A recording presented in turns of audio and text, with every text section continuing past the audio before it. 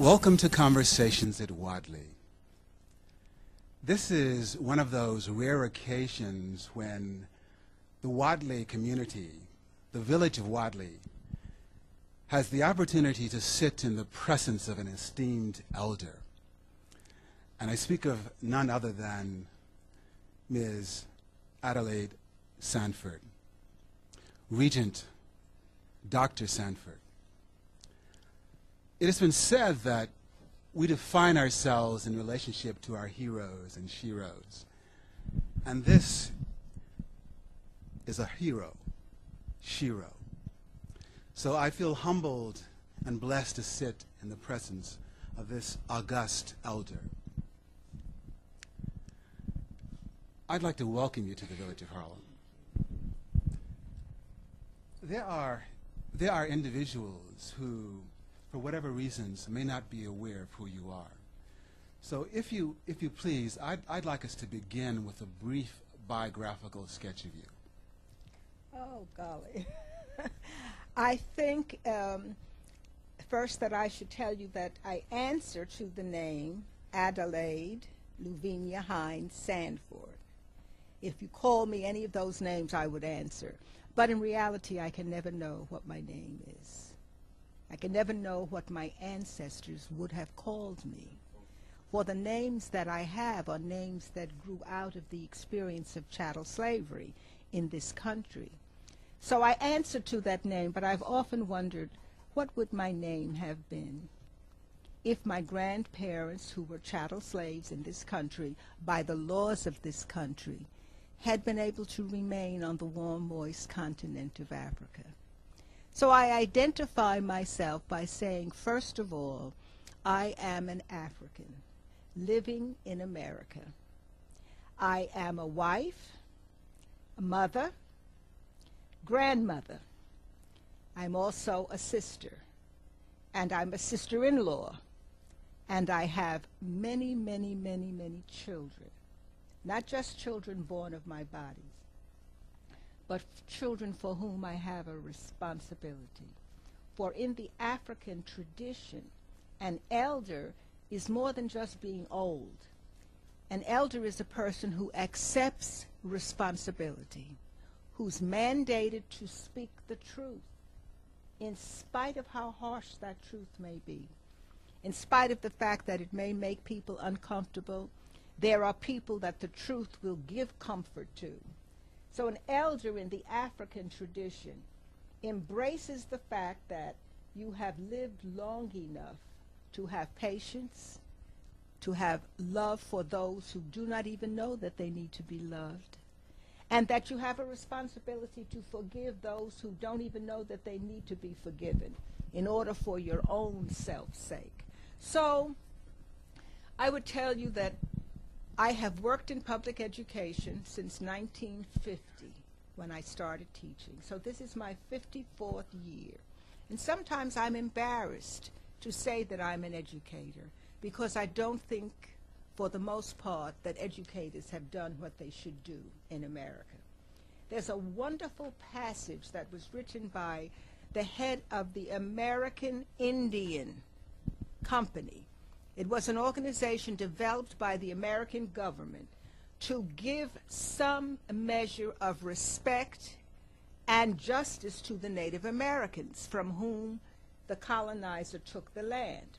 And after 75 years, the president of that organization wrote an apology to the Native Americans. And he said, we were organized to help to build you, but we have helped to destroy you.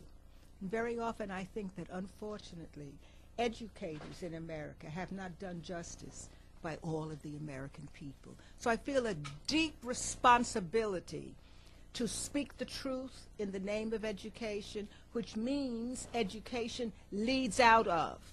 Education is not something that superimposes upon you a set of standards and principles and ideals, but it looks at you and it says, what is your genius? What is your ability? What is your interest? What is your hope and aspiration? And then the good educator brings that out of you so that you reach your full potential. And so here at this stage of my life, when I am a grandmother, when I am approaching real time of my life when the energy will be gone, I'm still trying to tell the truth, to tell you how wonderful you are, how beautiful you are, how important you are, of all of the wonderful things that are inside of you that you can do if you're given the right kind of opportunities and development, and to help you to value and treasure yourself. Because unless you were born in Africa and came to this country knowing something about yourself, if you came out of the chattel slave experience, you also don't know your name. And if you asked me to greet you in the language of my people, people of African ancestry living in America out of chattel slavery are the only people who can't identify a language. So that if you're from China or Korea, you can speak your special truths. I could come here and talk to you in our language, and you would understand me. And there are words that can't be translated into another language. But we can't do that because we've lost that language. And of course, you brilliant children create a new language every year because you want the privacy of a language. And the privacy of a language is important. When my children were young and we would travel in places where we often were the only people of African ancestry, and we wanted to say something to each other privately, like everybody else there could do. They could speak French or Italian or Yiddish or Hebrew or whatever they wanted to, but we couldn't.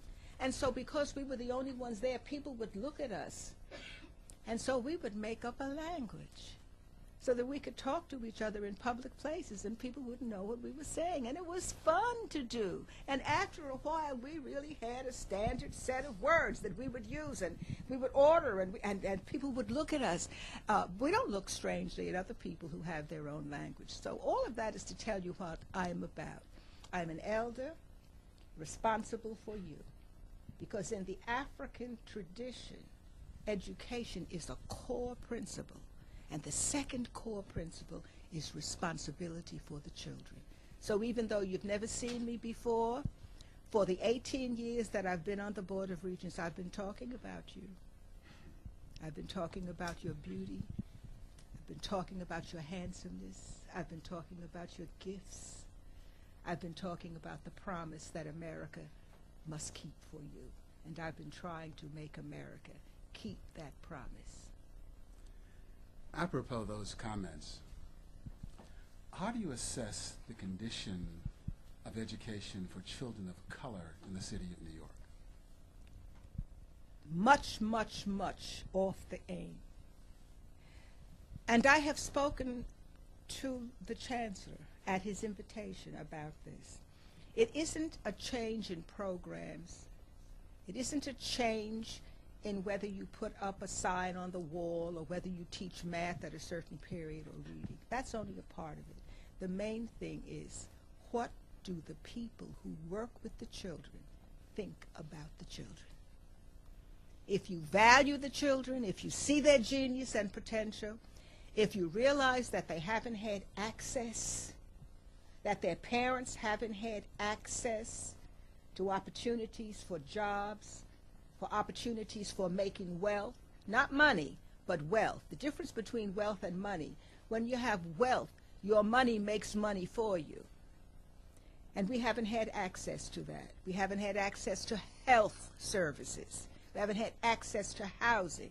So if the providers in the system understand that and see the potential and the genius of youth and understand that every place where we can compete, we win.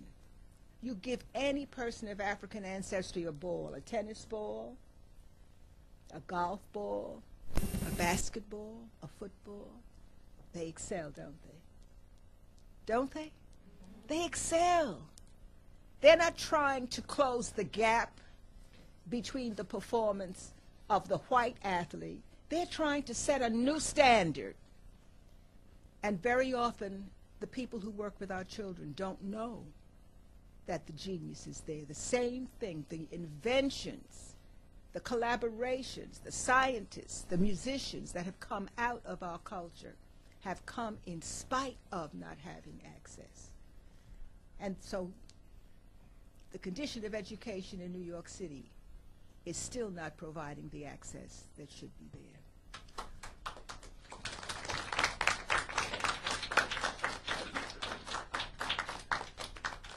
As I said earlier, you're a personal hero, Shiro of mine. One of the things I've always been curious about is how is it that a Dr. Sanford became the kind of conscious person that she is, as opposed to an Uncle Thomas or an Uncle Thomasina, or someone who decided to take another course of action?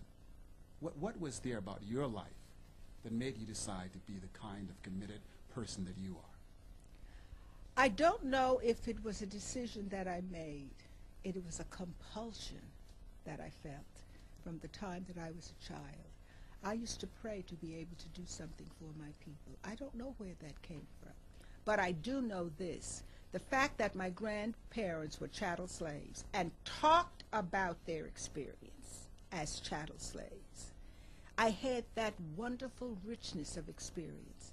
And because my mother, who was one generation away from chattel slavery, knew the importance of culture and history and tradition and family, which are basic principles that came from the mouth of her mother, who knew what her life was before she became a chattel slave, is all a part of the reservoir of what I became. When the integration came, many people of African ancestry gave up the stories of power and strength and gave up what they knew, thinking that it wasn't necessary anymore, that we were all going to be one people, and that was a great mistake. So my parents helped to keep the vision and the knowledge about who you are when you are an African person alive in me. And I think it makes a difference when you grow up in that tradition. My mother took us everywhere where there was an outstanding black person, where there was a forum, where there was a seminar, anything that she could take us to help us to understand who we were and what our people had done and the sacrifices that they made. And then also as a young child, we traveled to Mississippi to see my grandparents as long as they lived, every year. And at that time, there were no restaurants or hotels or motels where you could stop and spend the night. You couldn't even get a glass of water. You couldn't go to the bathroom.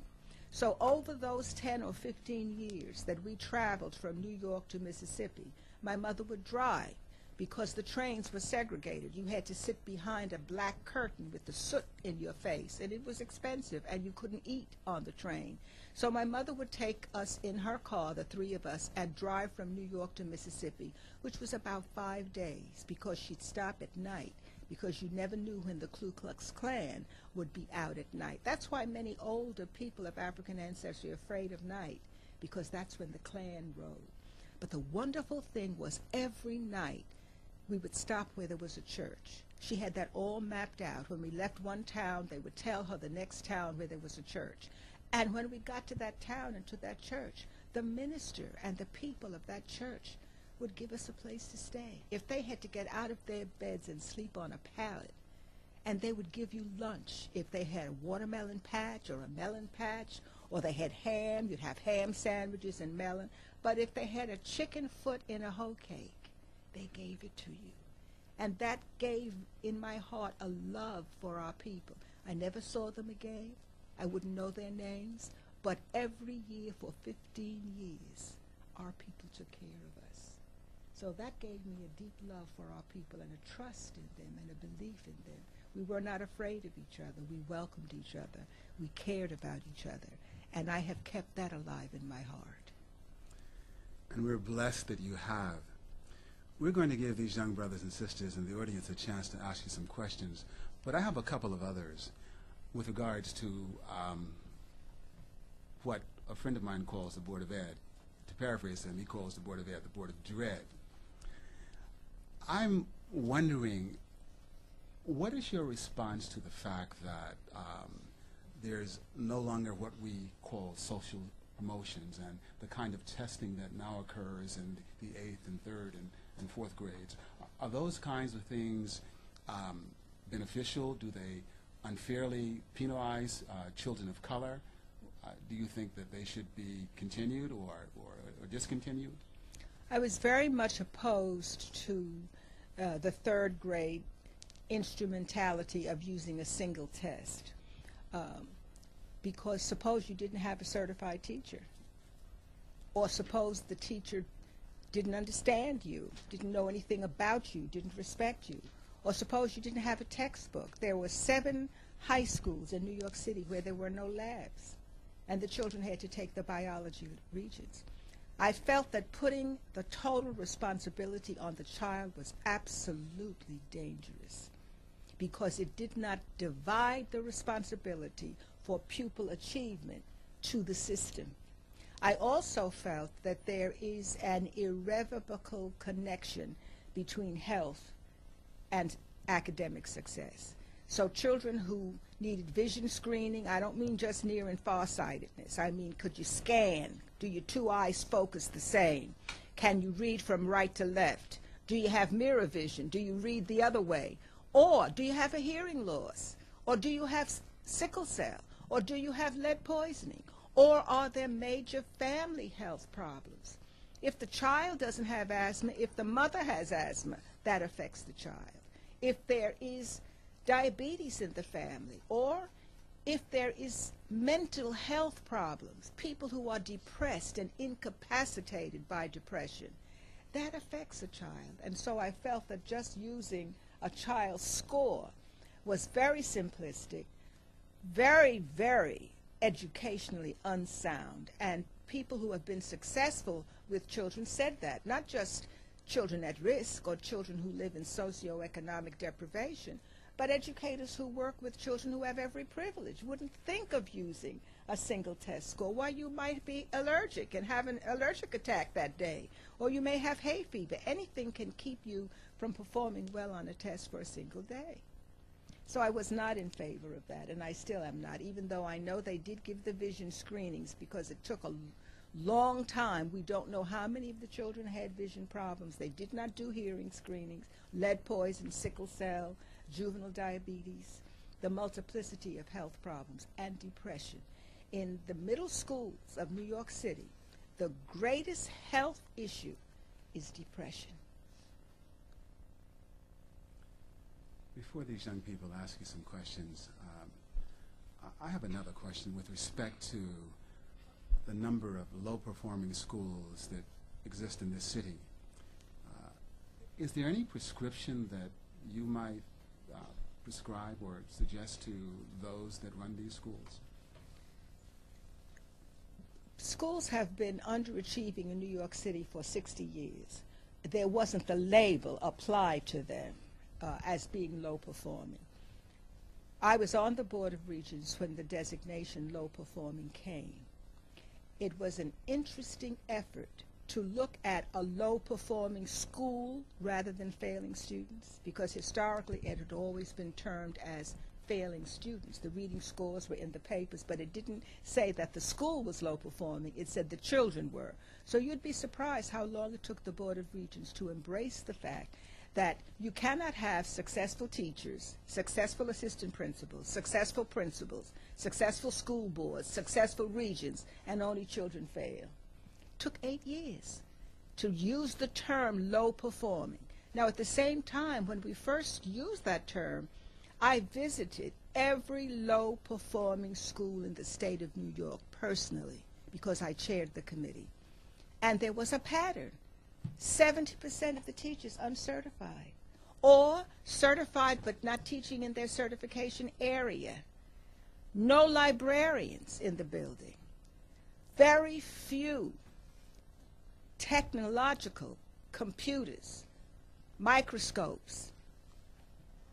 Very low level of performance. Most of the low performing schools had no music, no art, no performing skills. So we had a pattern of the environment in a school where children fail. However, when the school was labeled no performing, for the first time the faculty and the principals did not want the title because it included them. And that's what propelled the changes. As long as it was the children that were failing, everybody was not too uncomfortable about that. But now you're saying it's a low performing school. So that brought about the efforts to say every low-performing school must have certified teachers. They have to change the curriculum, but the curriculum has never been changed. For example, in the 4th grade, when I was a principal, New York City was a part of the curriculum. But you didn't learn about the African burial grounds. You didn't learn about the auction blocks on Wall Street. You didn't learn about all of the public slaves that were owned by the city that built the roads and built the buildings. You didn't learn about that. You didn't learn about the draft riots where the Irish killed hundreds of people of African ancestry, burned orphanages. So how can you study about New York City and not learn about Seneca Village, which was a part of Central Park and owned by people of African ancestry? And when they decided to gentrify the area for the people on the west side to have a playground, they took the land under eminent domain. They took the land away from the people of African ancestry in order to make Central Park. And even when the Central Park anniversary took place last year, Seneca Village was not mentioned. Unfortunately, we're not going to have enough time for the young people to ask the questions that I had hoped that they would be able to ask, and I apologize to all of you for that. I answered too long. I'm sorry about that. But having said that, again, Dr. Sanford, we sincerely thank you for being here. As I said before, Can the class stay? Is it okay if the class stays? the teacher's here. That's fine with me. Can? Oh, okay. We can? Okay. We're going to give the young men and young ladies here an opportunity to ask some questions now. Sekou, your hand is up first. Come to the mic. I would like to know your opinion on the election. I would like to know your opinion on the election. He'd like to know your opinion in regards to the upcoming election. I think the upcoming election is probably one of the most important in our lifetime. I believe the upcoming election is one of the most important in our lifetime. It is of vital necessity that every person be registered and that they vote. I am in favor of people who are felons, who have served their time, to be able to vote, because you don't take away your citizenship for life if you have served your time. I think it's an extremely important election. The issues to me are very clear, blatantly clear, and so I do believe that there is no question about the fact that at this point, America needs a change. Cheney, who is the vice president, voted against a holiday for Dr. Martin Luther King. He voted against apartheid. He voted against the release of Mandela. Bush, underfunded, leave no child behind. So the high standards are there, but the resources aren't there to make it a reality, which means that the poorer children who have to reach those high standards have no access to what they need to reach the standards, while the wealthier children, their parents can supply those needs for them. So I do have a very strong opinion about the coming election.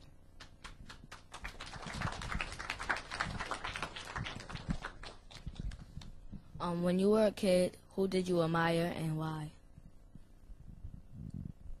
From the very first part of my life, I admired my grandmother.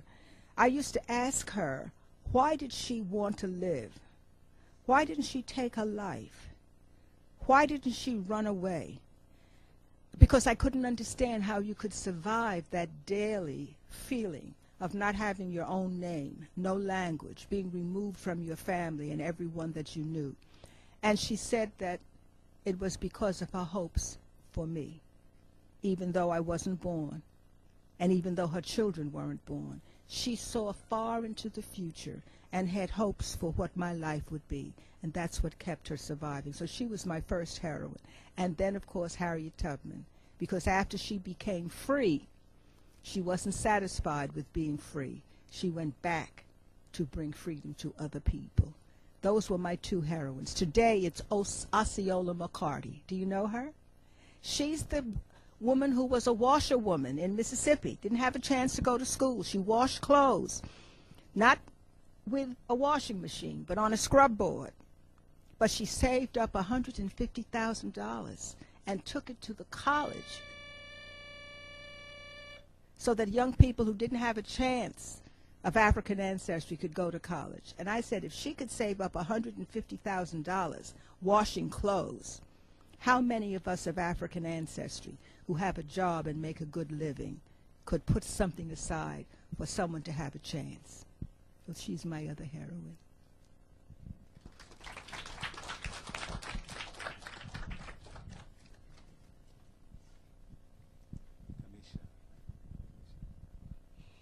Even though you feel embarrassed about the educating, would you still like to educate kids? She said that even though you have some concerns in regards to the kind of education that our children receive, would you still feel that it's important to educate our people?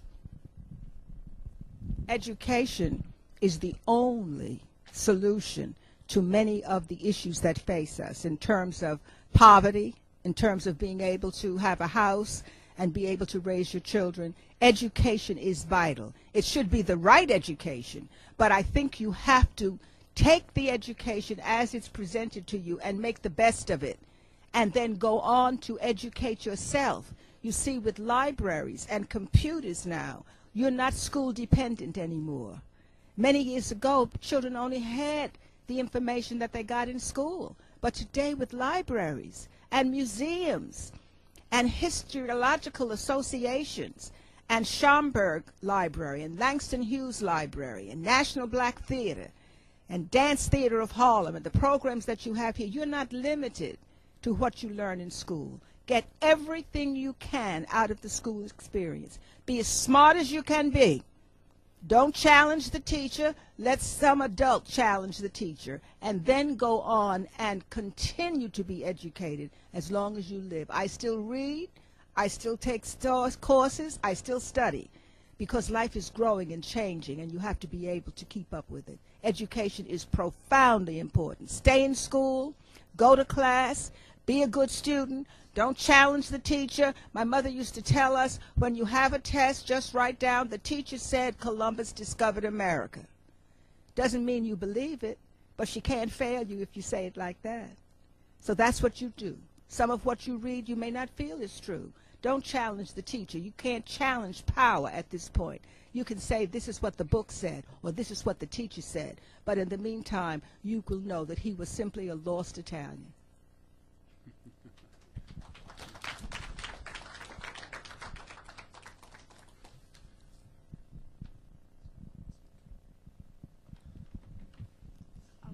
Growing up, what were some of the hard times that you had? What were some of the hard times?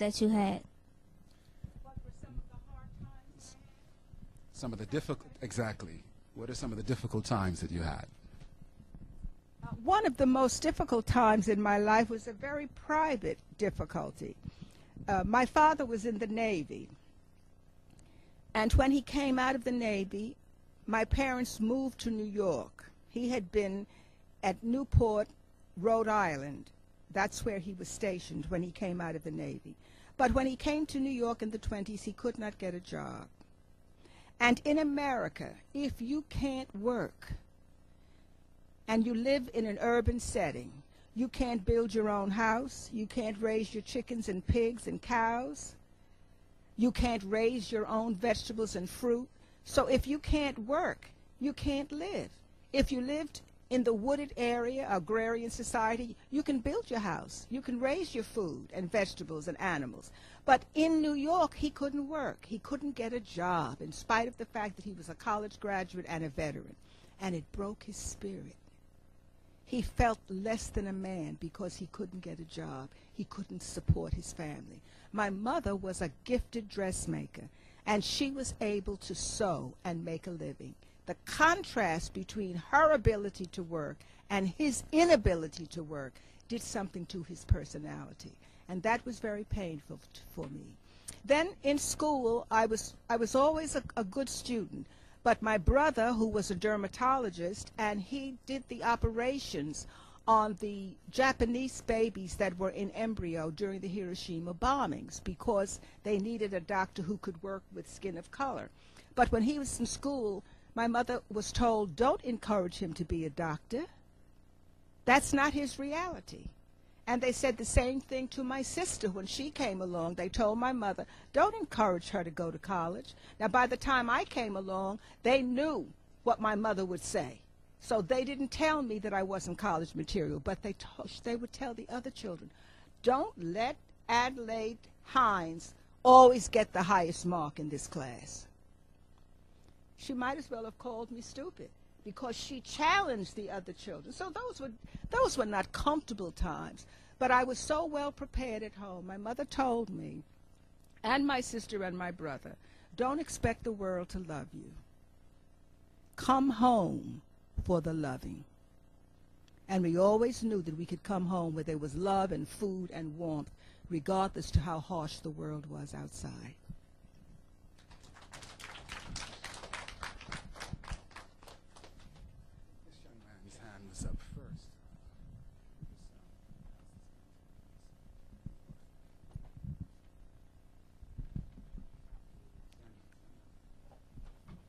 Even after the civil rights, do you still think that there's some unfairness in this world? Even after the civil rights movement, do I still believe there's hope? Like, That there is still unjust treatment?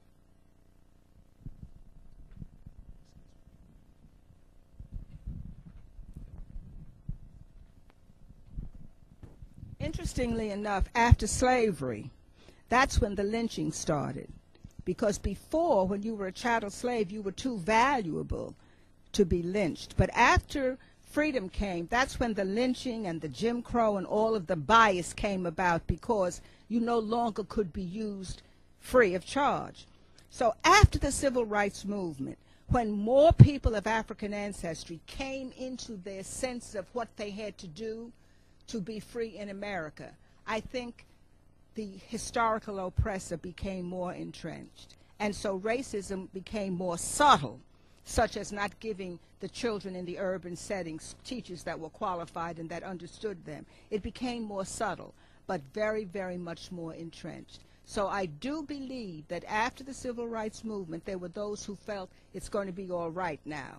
And then affirmative action came, and people felt it's going to be all right. But you have to always understand that you're in a society that we love America, even when America doesn't love us back, because many of us don't even know what it means to be anything but an American. It was the Delaney sisters who wrote the book, Having Our Say, who said we loved America even when it didn't love us back. So while we love America, we have to understand this country was based on taking the land away from the Native Americans, breaking every treaty that they ever made, taking their children away from them, cutting their hair, forbidding them to speak their language, and then chattel slavery, where the economic base of this country was built on free labor. We have to understand that. And the answer to that is you will always have to struggle. It will never be over. Not in my lifetime. And your lifetime, you will have new struggles. But the struggle makes you strong, just like exercise makes you strong, and practice makes you strong. The struggle will make you strong, but it will be a struggle.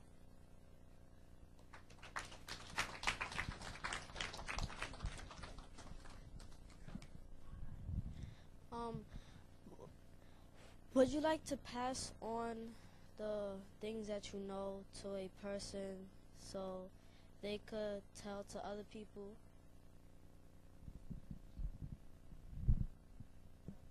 I would, if the people thought it was valuable enough to pass it on. Many people have asked me to write down some of my thoughts, and I'm trying to do that. I'm trying to write them down, so if there are people who would like to read what I think and what I've said, it would be available to them. But it's a compliment for people to tell me that they want me to write it so that it can be a part of what they can share with their children and grandchildren.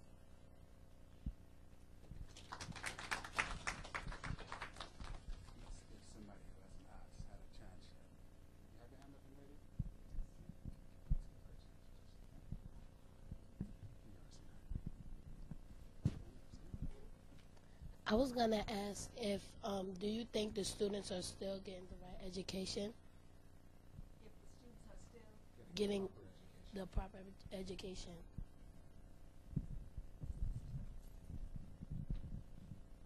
I think it's improving, but it will always change. For example, if you had asked me 25 years ago if the education was good, I might have been able to say it's okay. But today, that same education, if you don't have a computer, it's not good enough. So the need for the kind of education will constantly change, and it will be upgraded as more inventions and more discoveries and more knowledge comes into being.